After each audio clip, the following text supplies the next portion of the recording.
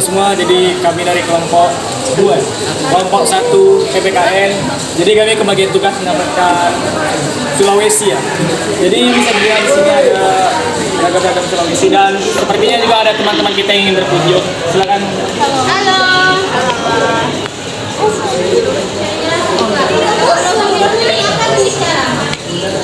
Jadi Niskala itu diambil dari bahasa Sanskerta yang artinya kuat dan kokoh. Logonya itu kami ngambil ini tuh kayak perisai gitu, sama ada pedang-pedangnya gitu karena dari pedang ini pedang merupakan senjata kokoh yang melambangkan makna kekuatan. Kemudian perisai ini melambangkan sebagai alat perlindungan. Kemudian ini kami ada pakai warna emas karena melambangkan perasaan optimisme, kegembiraan dan keabadian. Kemudian di sini ada warna krim melambangkan kesan ketenangan, nyaman serta damai. Kemudian ada warna biru di sini melambangkan kepercayaan dan kesetiaan. Kemudian di tengah-tengahnya ada warna merah melambangkan merah, yaitu melambangkan keberanian, kekuatan, gairah, energi serta kegembiraan untuk melakukan suatu kegiatan. Keren sekali. Jadi nama itu juga pasti ada makna-maknanya. Sampai kami pakai semua tuh harus ada makna. Gitu. Jadi langsung bisa dilihat nih karya-karya kami. Ada yang ditanyakan nggak? Atau mungkin ini bau-baunya apa nih? Boleh dijelaskan nggak? Ini isinya apa? Ini boleh jelaskan nggak? Ini, oh ya, yang ini, yang di bawah ini, sabar dulu ya. Jadi teman-teman, ini nih kami ambil warna hijau bukan tanpa sebab. Kami ambil warna hijau, peribaratan adalah sebuah tanah di Sulawesi. Tanah di Sulawesi itu terkenal seperti tanah yang hijau. Ya. Jadi tanah yang hijau ini kami ambil beberapa flora dan fauna yang kami letakkan di sini. Bisa didekati saja kameranya ke arah ini. Nah, yang pertama ada pohon lontar Sulawesi Selatan. Yang kedua ada faunanya juga nih, namanya Anoa dari Sulawesi Tenggara.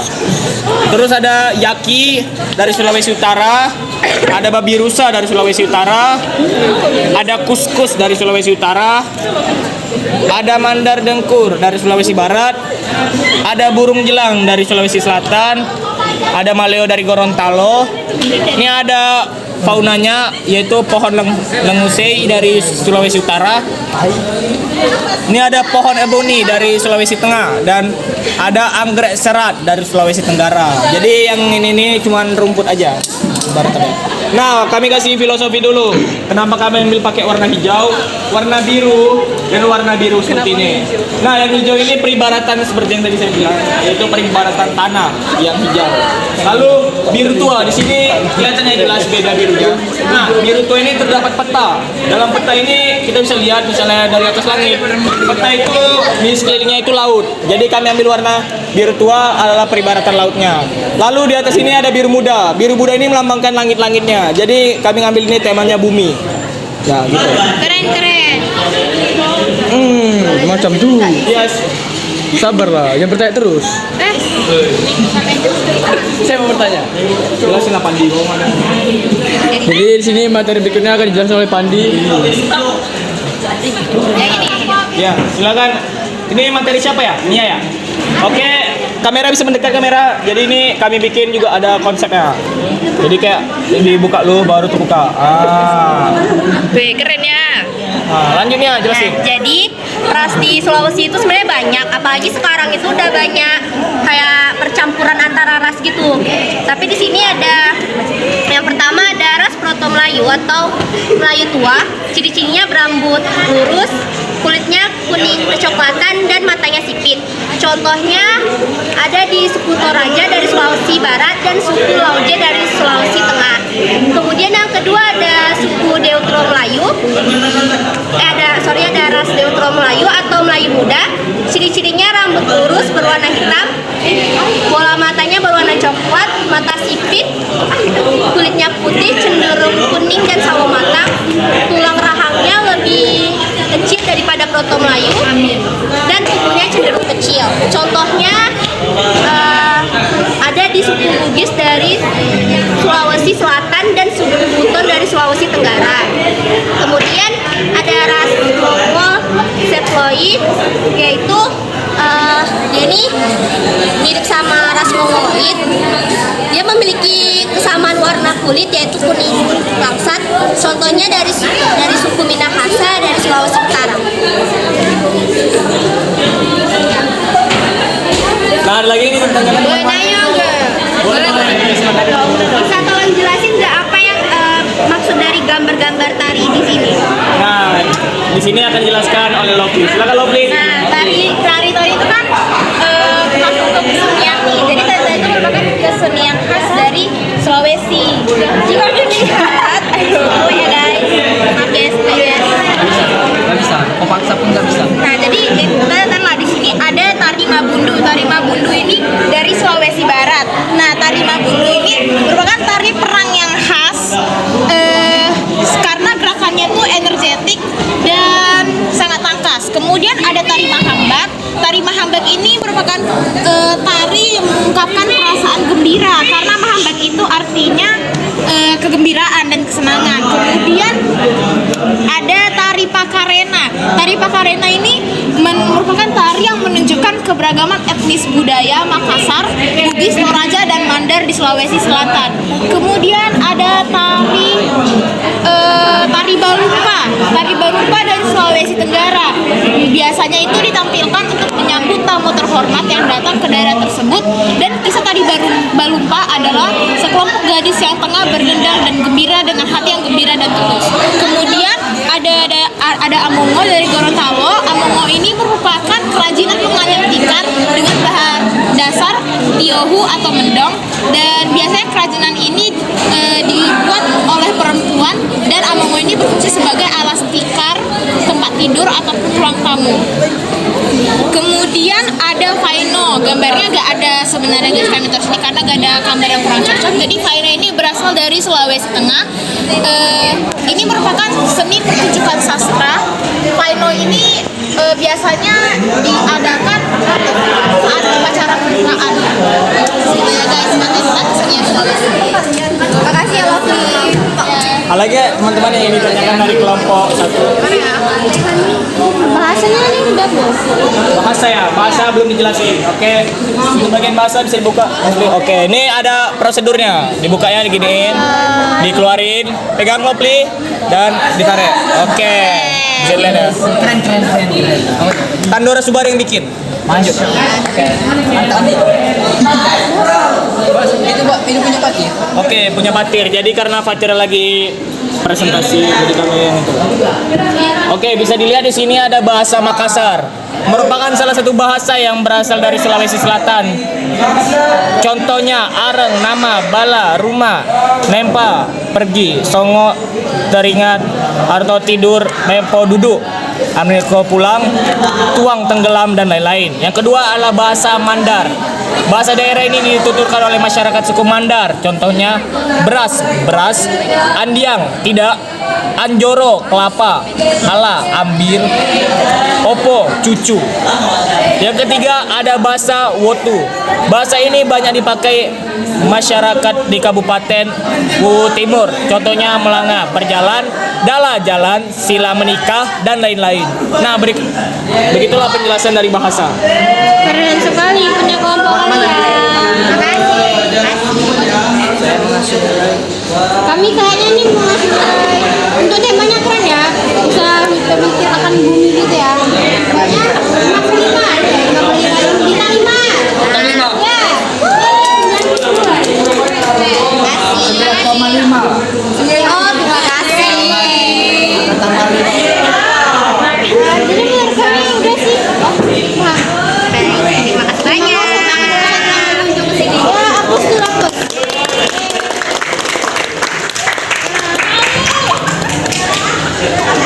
Oke. Tradisi Sulawesi Selatan, Rambu Solo. Rambu Solo merupakan ritual pemakaman adat suku Toraja, Sulawesi Selatan. Upacara ini sebagai bentuk penghormatan terhadap orang yang telah meninggal. Tujuan upacara adat Rambu Solo adalah mengantar orang yang telah meninggal ke alam roh. Tradisi Sulawesi Utara, Mapalus. Mapalus adalah perayaan yang dilakukan masyarakat Minahasa sebagai bentuk rasa kebersamaan dan gotong royong. Kegiatan Mapalus dilakukan dengan berbagai macam kegiatan, mulai dari pembukaan kebun baru, membersihkan kebun, memanen hasil pertanian, hingga membantu dan memasang rumah panggung. Kegiatan Mapalus yang dilakukan oleh kelompok masyarakat beragam sesuai dengan kebutuhan dan kesepakatan kelompok Mapalus yang pada suatu daerah. Tradisi Sulawesi Tengah, Meaju. Meaju adalah salah satu ritual atau tradisi adat suku Kalili Sulawesi Tengah dan menyambut tamu kehormatan dengan maksud sebagai ungkapan kegembiraan atau sukacita dan juga untuk memperkenalkan adat budaya tuan rumah yang selalu siap siaga memberi rasa nyaman, aman, dan damai bagi para tamu yang datang. Sulawesi Tenggara. Terdapat wisata Tenun Buton. Seni menenun telah dikenal di Sulawesi Tenggara secara turun-temurun dari nenek moyang ke nenek moyang lainnya.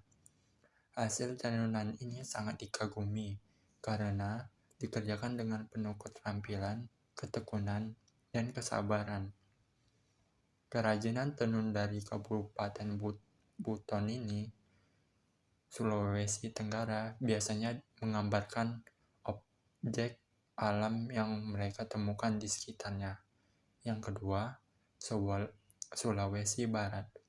Sulawesi Barat terdapat tradisi atau budaya Cakuriri.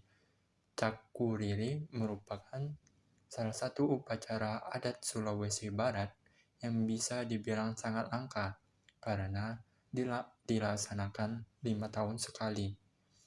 Cakuriri adalah bentuk penghormatan yang dilaksanakan, masih terus dijaga dan dilestarikan oleh para Papuanggang yang merupakan kelompok yang bertugas untuk melantik raja di kerajaan Sendana. Nah, selanjutnya itu ada agama. Agama yang terdapat di Sulawesi Barat itu ada 6 agama, yakni Islam sebanyak 1,21 juta jiwa, yang kedua ada Kristen sebanyak 1.902,700 ribu jiwa, yang ketiga itu ada Hindu sebanyak 19.462 ribu jiwa, terus yang keempat itu ada Katolik. Katolik ini sebanyak 15,588 ribu jiwa. Yang keenam ada Konghucu. Nah, Konghucu ini sebanyak 9 jiwa. Nah, di Sulawesi Barat ini agama yang paling dominannya itu Islam. Nah, saya akan menjelaskan sedikit penyebaran agama Islam di Sulawesi Barat. Penyebaran Islam di Sulawesi Barat ini pertama kali diperkenalkan oleh Said Zakaria dan Kapuang Jawa alias Raden Mas Suryo Adilogo, yang tidak lain adalah murid dari Sunan Bonang yang datang dari Kalimantan untuk menyebarkan syiar Islam, lalu lanjut ke Pulau Sulawesi dan merata pertama kali di Mamuju. Yang kedua tuh Sulawesi Utara. Sulawesi Utara ini terdapat 4 agama, yakni Kristen, Islam, Katolik, Hindu. Kristen ini sebanyak 1,67 juta jiwa. Yang kedua itu Islam sebanyak 843,68 ribu jiwa. Yang ketiga itu ada Katolik sebanyak 1117,71 ribu jiwa. Dan yang terakhir itu yang keempat, Hindu sebanyak 15,84 ribu jiwa. Nah, di Sulawesi Utara ini agama yang paling dominannya adalah Kristen. Masuknya agama Kristen ke Sulawesi Utara ini berawal dari bangsa Portugis yang mendarat ke Aceh, kemudian ke wilayah timur Indonesia, dan penyebaran agama Kristen kemudian lebih berkembang di wilayah timur Indonesia. Nah, yang ketiga itu ada Sulawesi Tengah. Di Sulawesi Tengah ini terdapat 5 agama, yakni Kristen sebanyak 495,2 ribu jiwa. Yang kedua ada Islam sebanyak 2,39 juta jiwa. Yang ketiga ada Hindu sebanyak 110,45 ribu jiwa. Yang keempat ada Katolik sebanyak 27,22 ribu jiwa. Yang terakhir yang kelima Buddha sebanyak 4,24 ribu jiwa. Nah, di Sulawesi Tengah ini agama yang paling dominannya itu ya Islam. Nah, Islam masuk ke Sulawesi Tengah ini melalui 3 tahapan utama. Tahapan utama itu yang pertama itu ada mitologis, yang kedua ideologis, dan terakhir tahapan ilmu pengetahuan. Nah, Agama Islam di Palu, Sulawesi Tengah ini dibawa oleh ulama yang bernama Abdullah Raki atau Dato Karama sekitar tahun 1650-an dengan mengenalkan agama Islam secara mitologis. Yang keempat ada Sulawesi Selatan. Sulawesi Selatan ini terdapat 4 agama juga, yakni Islam sebanyak 8,26 juta jiwa, Kristen sebanyak 693,51 ribu jiwa, yang ketiga ada Katolik sebanyak 152,41 ribu jiwa, yang terakhir yang keempat ada Hindu sebanyak 1502,42 ribu jiwa. Nah, di Sulawesi Selatan ini agama yang paling dominannya itu agama Islam. Nah, masuknya agama Islam ke Sulawesi Selatan ini pada masa Raja Goa yang ke-10, Tony Palanga ini, sudah terdapat perkampungan Islam di Makassar gitu. Kemudian pada masa Raja Goa ke-11, Tony Jalo, berdiri sebuah masjid di Sulawesi Selatan. Dijelaskan bahwa kerajaan Goa ini merupakan negeri pertama di Sulawesi Selatan. Hal itu bermula dari kedatangan 3 orang mubalik dari Kota Tengah, Minangkabau, yaitu Datuk Ribandang, Datuk Ditoro, dan Datuk Patimang. Mereka datang ke Sulawesi Selatan ini pada sekitar abad ke-16 dan berhasil mengislamkan Malikang Daeng Mayonri yang merupakan raja kerajaan Talom. Nah, selanjutnya itu ada Sulawesi Tenggara. Sulawesi Tenggara ini Sulawesi yang terakhir. Nah, Sulawesi Tenggara ini memiliki ada 5 agama, yakni ada Hindu sebanyak 50,78 ribu juta jiwa, yang kedua ada Kristen sekitar 44,87 ribu jiwa, yang ketiga ada Katolik sebanyak 1,61 ribu jiwa, terus ada Buddha dan juga ada Islam sebanyak 2,57 juta jiwa. Nah, di Sulawesi Tenggara ini agama yang paling dominannya itu sebenarnya Islam. Nah, Islam ini penyebaran di Sulawesi Tenggara ini terdahulu di Sulawesi Tenggara ini adalah pertama kali diperkenalkan oleh Syekh Abdul Wahid bin Syarif Sulaiman yang berasal dari petani yang disebutkan telah mengislami Raja Wulio dari Buton pada tahun 1564 dan mengajarkan agama kepada penduduk setempat yang baru saja memeluk agama Islam juga. Daerah daratan Sulawesi Tenggara lebih lama dalam menerima agama Islam. Baru pada abad ke-18, Raja Konawe yang bernama Laki Dendeni mulai menyesuaikan adat setempat dengan ajaran Islam. Nah, dari kelima Sulawesi tersebut itu ada 4 Sulawesi yang agamanya paling dominan ke Islam dan 1 Sulawesi yang agamanya paling dominan ke Kristen. Tetapi secara diakui secara negara gitu, agama yang paling terdominan di Sulawesi itu adalah agama Islam karena penduduk di Sulawesi itu kebanyakan kayak menganut agama Islam gitu. Nah, di sini saya akan menjelaskan tentang etnik di Sulawesi. Yang pertama, suku Bugis. Suku di Pulau Sulawesi yang pertama adalah suku Bugis. Menjadi salah satu suku yang memiliki populasi paling banyak di Pulau Sulawesi. Suku Bugis sendiri bisa dikatakan sebagai suku yang termasuk ke dalam golongan suku Detro Melayu atau Melayu muda dan melakukan berimigrasi pada sekitar 3000 sebelum Masehi hingga 1200 sebelum Masehi. Dan yang kedua yaitu suku Mandar. Suku di Pulau Sulawesi yang kedua adalah suku Mandar. Hampir sama seperti suku Bugis, suku Mandar juga memiliki jumlah penduduk yang besar dan terbesar di berbagai wilayah seperti Sulawesi Barat, Sulawesi Selatan, dan Sulawesi Tengah. Dan yang ketiga yaitu suku Toraja.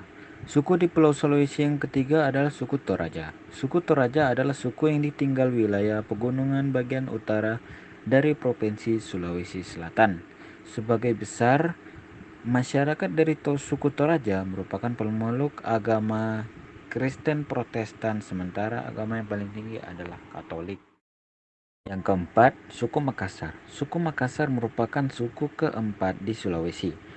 Suku Makassar sendiri termasuk ke dalam rumpun bahasa Bentong, Sejajar, hingga Konjo. Masyarakat dari suku Makassar banyak yang tinggal di Kota Makassar, Kabupaten Goa, Kabupaten Maros, Kabupaten Takakar, Kabupaten Jonoponto, Kabupaten Selayar, dan Banten. Yang kelima, suku Buton. Suku Buton ini merupakan suku kelima di Sulawesi. Masyarakat dari Buton sudah memiliki budaya yang kental untuk menjadi seorang pelaut. Suku Buton juga telah menjelajah dan merantau sebagai pelaut ke berbagai penjuru Makassar. Yang keenam, suku Minahasa. Suku Minahasa ini merupakan suku keenam di Sulawesi. Sebagian besar masyarakat dari suku Minahasa bisa dikatakan sebagai suku terbesar yang ada di Provinsi Sulawesi Utara. Masyarakat Minahasa pemeluk agama Kristen Protestan dengan jumlah sekitar 80% dari populasi, 20% Islam, Hindu, dan Buddha. Yang ketujuh, suku Talaud. Suku Talaud merupakan suku ketujuh di Sulawesi. Kabupaten Talaud ini kabupaten terluar Indonesia dengan wilayah yang berbatasan dengan langsung wilayah Filipina. Suku Talaud merupakan suku yang ditinggal di Provinsi Sulawesi Utara, tepatnya di Kepulauan Sangit dan pulau-pulau kecil. Yang terakhir yaitu suku Balaelang. Suku Balaisang merupakan suku ke-8 di Sulawesi. Balaisang adalah suku yang terletak di Provinsi Sulawesi Tengah, tepatnya di Kabupaten Donggala. Masyarakat Balaisang Timur dikenal sebagai suku yang mempunyai kearifan lokal berupa menyatu dengan alam. Jadi karena sudah tidak ada yang bertanya lagi, jadi kami rasa kami cukupkan presentasi kami dengan mengucapkan wassalamualaikum warahmatullahi wabarakatuh.